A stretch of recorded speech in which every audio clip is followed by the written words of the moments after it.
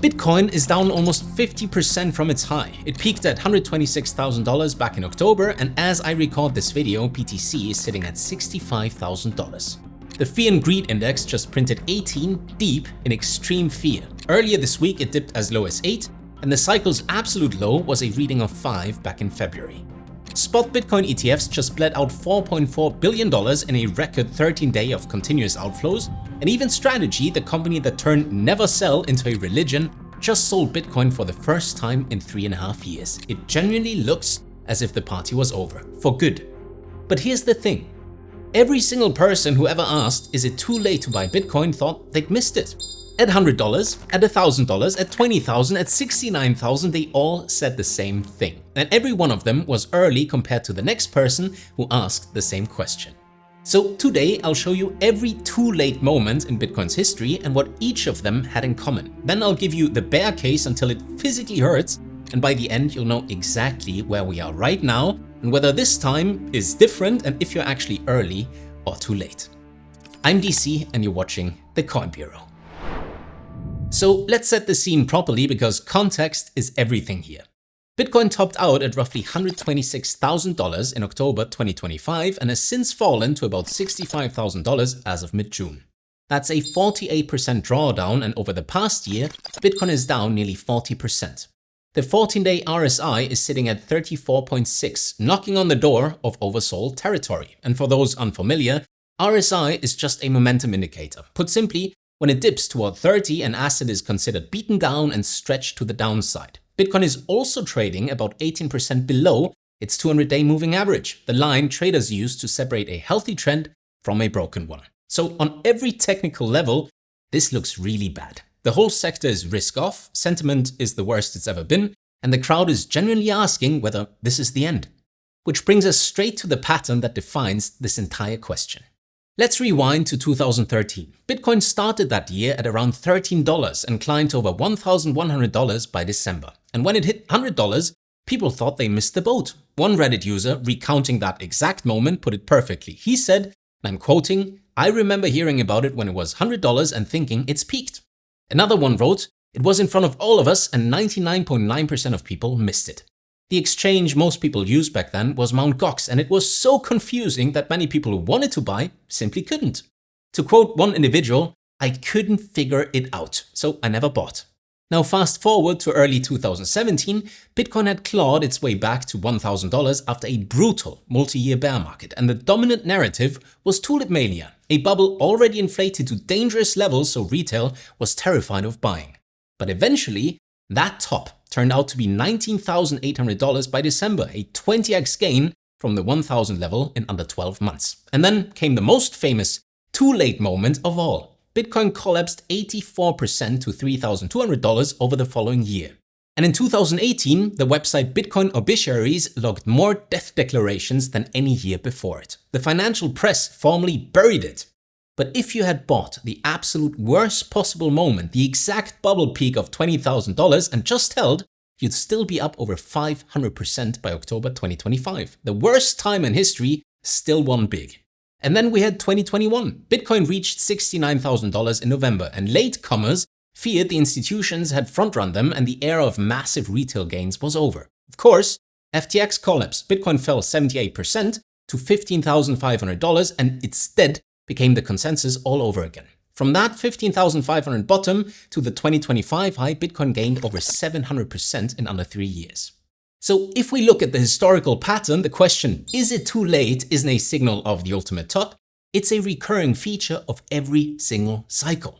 Now, to keep up with all of this, the cycles, the macro, the on-chain data, it's genuinely a full-time job. So if you don't have 16 hours a day to spend glued to a screen, we've made it much easier. Our Coin Bureau newsletter breaks down the moves that actually matter, cutting through all of the noise across both crypto and the wider market. It's completely free and the sign-up link is in the description.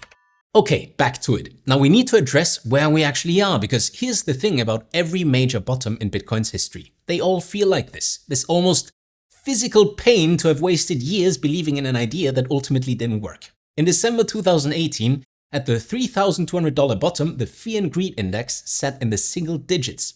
Deep, extreme fear. In November 2022, at the FTX bottom, same story, extreme fear, in the 10 to 15 range. And right now we're at 18, and earlier this week it dipped as low as 8.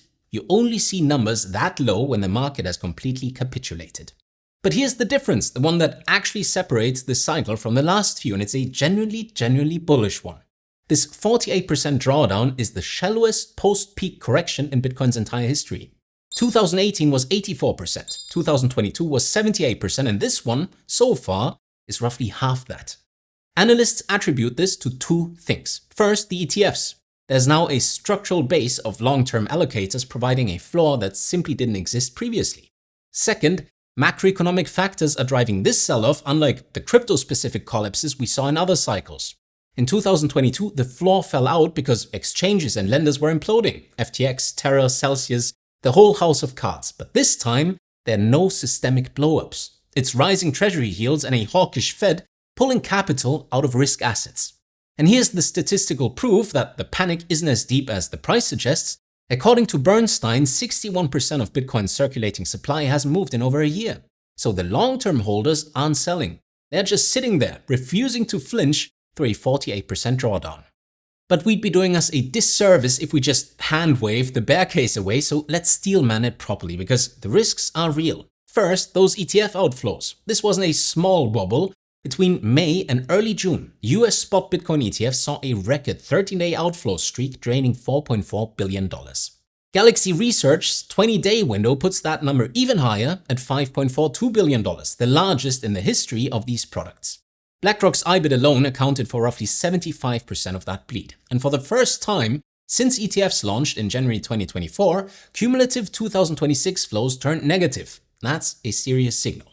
Second, strategy. In an SEC filing dated June 1st, the company formerly known as MicroStrategy disclosed its first net Bitcoin sales since December 2022. Michael Saylor's company breaking the never sell rule. The bears jumped on it immediately and the stock fell about 6% on the news.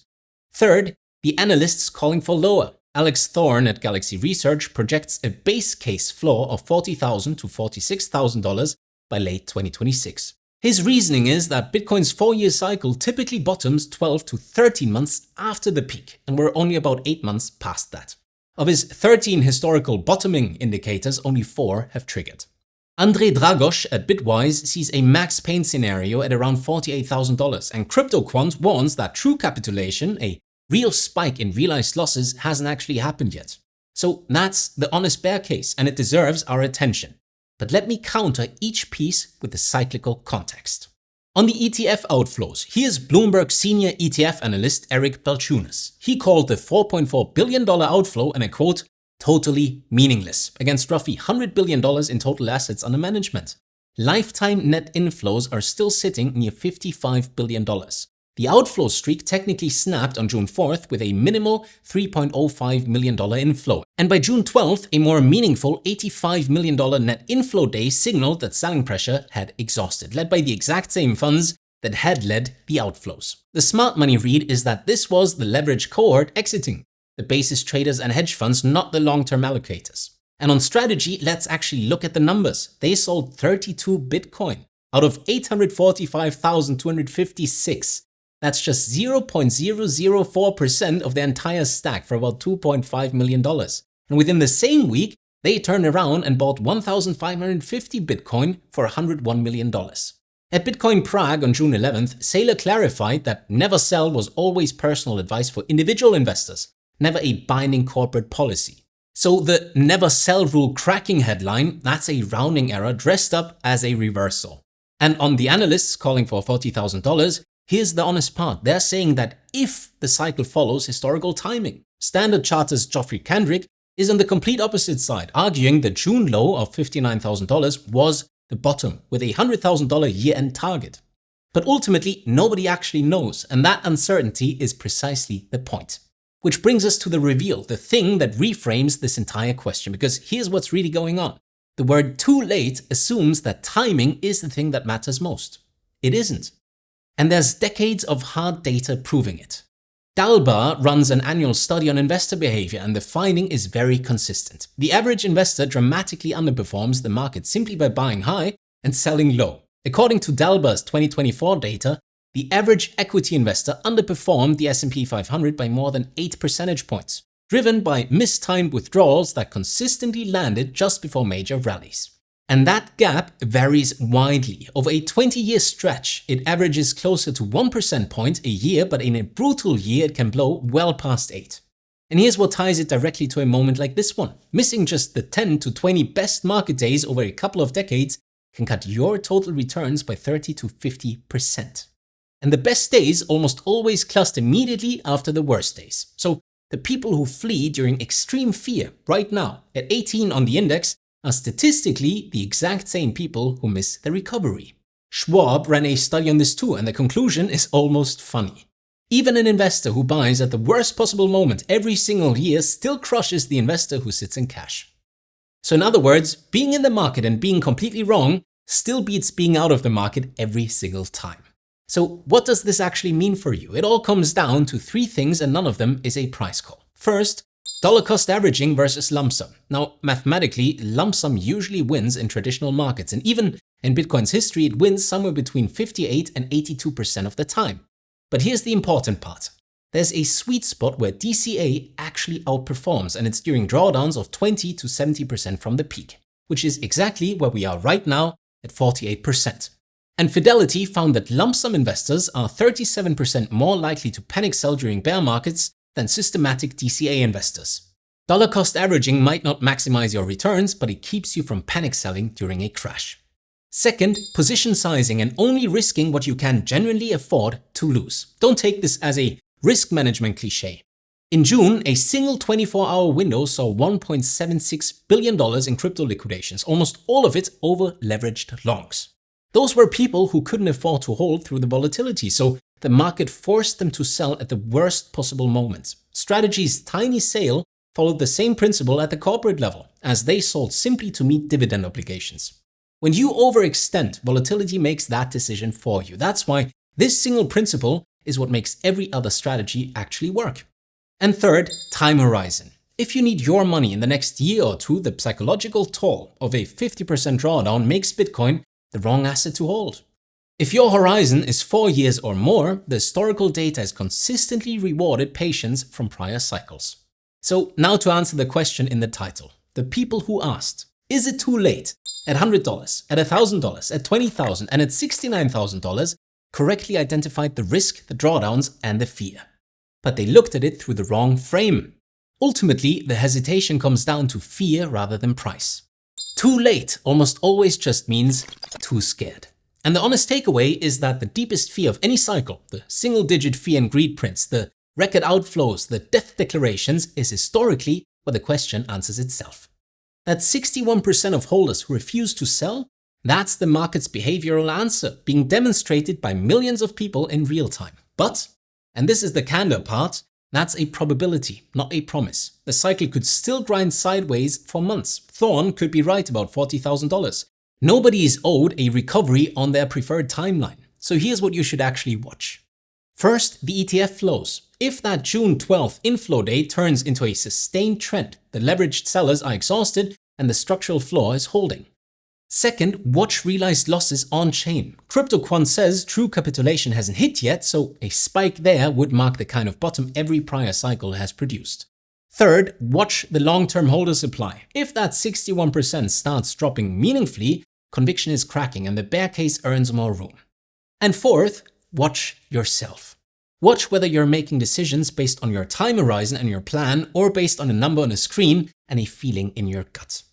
Here's the question I want to leave you with. Is $65,000 in the deepest extreme fear of the cycle a generational accumulation zone where the disciplined quietly load up before the chart turns green again, exactly like every prior bottom? Or is this a value trap where the cycle isn't done, the macro keeps grinding, and the $40,000 calls prove right? Please get highly opinionated in the comments, because this will answer the ultimate question: is this the year you were too late, or the year you were just early enough? And if you want to follow every one of these signals as it moves, the flows, the on-chain data, the macro, then sign up for our free CoinBureau newsletter using the link down in the description. Thank you all so much for watching, and I'll see you again very soon. This is DC, signing off.